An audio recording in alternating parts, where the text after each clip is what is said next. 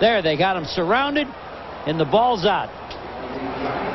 Buckley and Agnew sandwiched him near the goal line. Look at the recovery. There's three guys can get this ball. Thomas Randolph can get it, but watch, there's a leader on this team. His name is Vincey. There's only one Vincey Glenn. If everybody jumps for the ball, he's the man that's going to come away with it. He's the leader of this Giant team. He's back after a pinched nerve in his neck. Turnovers even. Walker and Wheatley in the backfield, and from the one, Dave Brown. First down and 10 yards to go. He sends Pierce in motion, and it's a fumble by Wheatley and recovered by the Philadelphia Eagles inside the 5. The Giants' third turnover today. What a turn of events. Looked like Wheatley pushed his hands. Let's see how he reaches for the handoff. It looked funny up here that Wheatley's hands went down towards the ground. Yeah, he did. He put his hands, his fingers were pointing down towards the ground, reaching for the ball.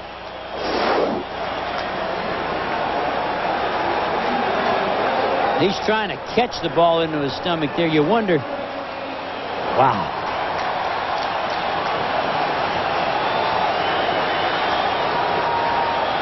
Wheatley talking with George Sefcik, the running back coach, at the 4. First down and goal for Philadelphia. Ricky Waters, who's got one touchdown run today, is whacked by Agnew and Michael Brooks in the middle. And they're doing that. Remember, we tried to show you. I could see the right guard again, trying to step on through. Harry Boatwright, and he's watching, see where he goes. All the way around. Look at that. Isn't that pretty? All the way around the center. But then he missed the linebacker. He missed Michael Brooks. He did a good job coming through. But there's no sense riding the bus if you don't have a transfer. Boatwright taking the place of the injured Joe Panos, who's out for the year. Second down goal from the 4. Rodney Peete dropped. Ed West, the tight end, the former Green Bay Packer, with Jesse Campbell climbing all over him. Who can help the Giants make a stand here? Michael Strahan. Watch this defensive end. We think this is a mismatch against Brooks, the rookie. Help him. Get your leg up. There he is. Pressure. Well, you know, Ray Agnew's having a good game for the Giants, too. We didn't have that as a highlight, as him being able to get by McIntyre, but good thing he wasn't paying any attention to us. He's out there playing. Third and goal from the 4. Eagles lead by 7. Rodney Peete, touchdown. Fred Barnett for a second time today. Rodney Peete will have a good day if Barnett plays. Everybody thought Pete came alive last week. We thought it was because Fred Barnett came back. He's been injured. And he's got a broken pinky finger on his left hand, too. Watch him, 86. He'll turn inside. He'll sit down. I'm sitting right here. Feed me. Look pretty easy. So Barnett, his second touchdown reception today, 5 for the year. And the extra point by Gary Anderson builds the Eagle lead now to 21-7 with 8:29 remaining in the second quarter. So the Eagles cash in on a giant fumble at the 4.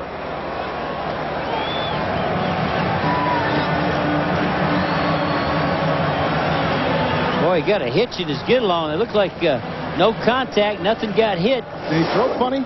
Let me see if he popped. It looked like he popped something. Let's see his feet. He looks all right, but then he gets a hitch in his get along trying to get off the field. Eagles came into today 6-4. The Giants at 3-7. And this has been an interesting season for the New York Giants. Dan Reeves, before it began, predicted an 11-win season, that they would challenge the Dallas Cowboys. But Jerry, on the opening weekend of the year, Emmitt Smith ran a 60-yard touchdown off of the right guard. And from that point on, I think the Giants have still tried to find out about what this team's character is all about, and it may be lasting all the way here to week 12. And they're just a team. You know, what's the difference between them and the Kansas City Chiefs? You just win a couple of close ones. You win a couple of games in overtimes. You get on a roll. You get more confidence in yourself. There's not a big difference between these teams nowadays. You just got to get it going. Giants opened the season with 3 straight losses. They beat New Orleans, lost to San Francisco, beat Arizona in overtime, lost to Philadelphia, and beat Washington. Then they lost 2 games at Seattle and Oakland, losing last week in the Meadowlands, 17-13. And the kickoff by Gary Anderson, and it will go into the end zone with the catch made by Tyrone Wheatley, who falls to a knee, and that'll be a touchback back to the 20-yard line. Good kickoff by the former Steeler for 13 years, Gary Anderson. Well, Thursday, start off your Thanksgiving when... In corner, and that little... I did. I like that. Yeah, there. I like that. That's what we're having Turkey Day.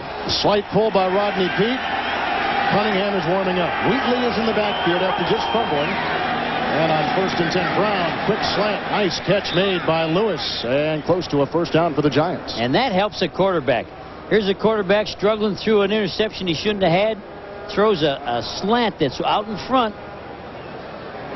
And watch him stretch out and catch it. And that helps your... Whoa, boy, is that a nice catch. Brian Williams is centering now, playing with a sprained right ankle. Did he get the first down? Here's Tyrone Wheatley trying to cut it back, and he's out to the 33 for Bill Romanowski, the former San Francisco 49er. Stuffs him. Wheatley's a long strider, foot's in the air a long time. Unlike Rodney, Rodney Ham takes a little, his foot barely gets off the ground. You'll see a little different style of running. Well, the Giants, after getting a fumble recovery, then getting a 46-yard touchdown pass to Thomas Lewis, had an interception after that, a missed field goal, interception, fumble. So they have staggered just a bit. Now facing 2nd down and 7 yards to go as Brown throws a pass which is caught. Lewis again. And Lewis is taking the place of the injured Mike Sherrard, who's inactive today, picks up 11 and moves the chains. That Lewis is coming on, and that's what he needs. He needs a receiver that he can believe in. Talk about Dave Brown. Can Dave Brown play in the National Football League? Is he a star? He is, if he gets a little better group around him. A couple more receivers, guys he believes in, and doesn't make that stupid throw he made on that one interception. But maybe not good enough to carry the team by himself. I don't know who is anymore. I think it's still a team. You still got to have other parts. First down and 10 from the 44-yard line, and the throw dropped by Howard Cross, who had it in his hands, and it would have been good for a first down. Well, Howard Cross is noted for his blocking, one of the best blocking tight ends. But when you get it stuck in your hands like this, you got to make the catch. He's on the right side, 87. He'll be coming to the left, crossing your screen. He's over the top of the linebacker. He had his hands, it's called hand selection. He had his hands pointing the wrong way, had his little fingers down. He had to turn his hands with that, his fingers up, and he scoops that baby in. Poor hand selection. 2nd down and 10 for Dave Brown, and here comes the rush, but he moves out of the pocket and then is brought down by Andy Harmon with the sack. Harmon has his 9th sack of the year, the 2nd Eagle sack of the day. And the Eagles do not give you much second look. And everybody wants your quarterback to progress. He looks, watches progress. He looks for the second one. Now he knows he's in trouble, and they're fast enough to chase your quarterback down. Nobody's open. Remember, we did the first game. They were able to take everybody out. They took all the receivers, shut them down, and the quarterback got jerked because the receivers weren't open. 3rd down and 16 with Elias in the backfield for the New York Giants, who have the ball at their own 38-yard line. Brown again flush from the pocket. Now he buys some time and throws a pass to the near side, which is incomplete at the Eagle 47, looking for Arthur Marshall. So the Giants will have to punt for a first time today. Mark McMillan, 5'7" Mark McMillan, was covering on the play. Here's the shortest corner. They got Bobby Taylor, the biggest corner. Here's Mark McMillan, the shortest corner.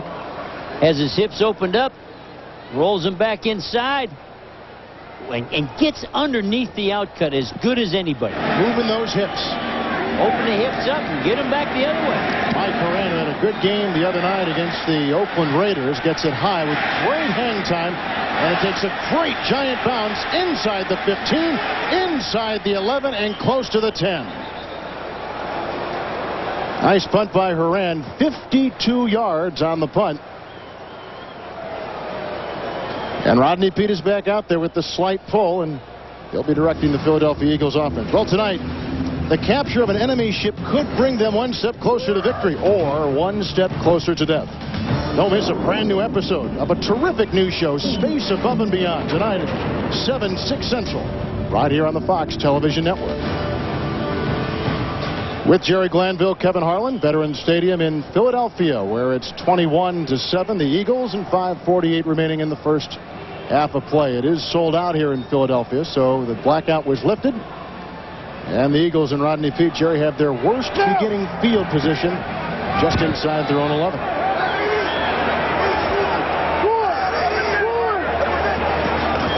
First and 10. Charlie Gardner stacked up well on the play by Michael Brooks, who has his third solo tackle. And some shoving after the play. That involved the rookie Barrett Brooks, 76. And then they are quickly separated. Stacy Dillard got a nice shove in there, too, on the defensive line for the New York Giants. And watch Charlie. Charlie's got awfully good quicks. Real fast, gets through the hole. He got a little bit of his face mask, but not really. The second time he did. Eagles run a lot up the middle, don't they? They do. They like to run that type of blocking inside. They got inside runners. 2nd and 7. Peete is brought down by Jamal Duff, who had a sack against the Eagles earlier this season and picks up his third sack of the year right there. The rookie from San Diego State. And is he a nice guy? We interviewed him. Here's a tall guy. Looks like a tight end. Big hands. He wants to play tight end. Wants to play tight end. He's at the top of the screen. He's an artist. Here's a guy that's a left-handed drawer. Likes to draw. Says he can draw anything. Started when he was in kindergarten. Somebody told him to draw something. He can draw anything he wants to draw. Jamal Duff just knocked Rodney Peete on his duff. Oh. 3rd down and 12. Peete, nice throw. And it's held on to, I believe, by Chris T. Jones, who made his first reception of his career a couple weeks ago against Dallas and makes the catch right there, but won't be close to a first down. They had to get out to the 21, and he's out to the 19. And Jesse Armstead likes to play, and he can run, but he's got to get in on this gang tackle. When you got a receiver, here he is, and the DB's got him. There's the safety. Now, come on, finish him off. You can't go over there and hug him. Those 3rd and 4th and 5th guys got to smack that ball. Hutton with the punt. It's a high hanger, and under it is Arthur Marshall, who waves for the fair catch. Has allotted the fair catch back at the 41-yard line, and that'll be nice beginning field position for the New York Giants, who trailed 21-7. We're late in the second quarter from Veterans Stadium in Philadelphia. Well, the shockwaves are still felt 35 years later after this famous collision of fellow Hall of Famers Chuck Bednarik of the Eagles and Frank Gifford of the Giants. Bednarik was the last of the great two-way players, Jerry. Played center on offense and on the defensive line defensively.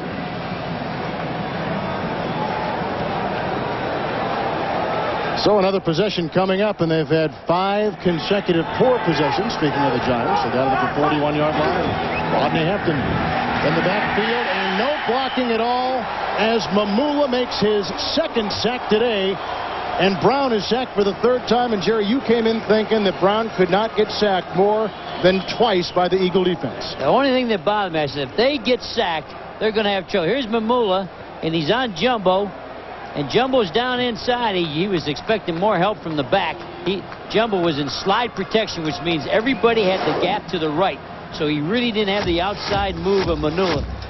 But the quarterback, we said, could not get sacked and win this football game. And here's a player that Ray Rhodes was criticizing earlier in the season. 2nd down and 16 now inside the Giant 35. Brown, he got a block there, but nobody's open. And Brown finally throws a pass, diving catch, Arthur Marshall to the 45. And they pick up 10 on the play, and they've got to get inside the 49 of Philadelphia for a first down as the second quarter clock continues to tick and approaching 3 minutes. And your quarterback is out of the comfort zone. He gets sacked on play action, which he doesn't see it coming. On drop back, he's got to move, slide around, and we said, he cannot be sacked and win this football game because the running game then is taken away from him. 3rd down and 6. They got to get to the 48. It's broken up nicely by the secondary man, Barry Wilburn, former Redskin. Arthur Marshall in the sights, and again, scraping himself off the deck is Dave Brown. And watch William Thomas, the linebacker we like. I said the quarterback doesn't have any comfort zone, and you'll see why. He looks down, and wham! Although, when you get all those things are happening to you, you can't be comfortable playing the football game. William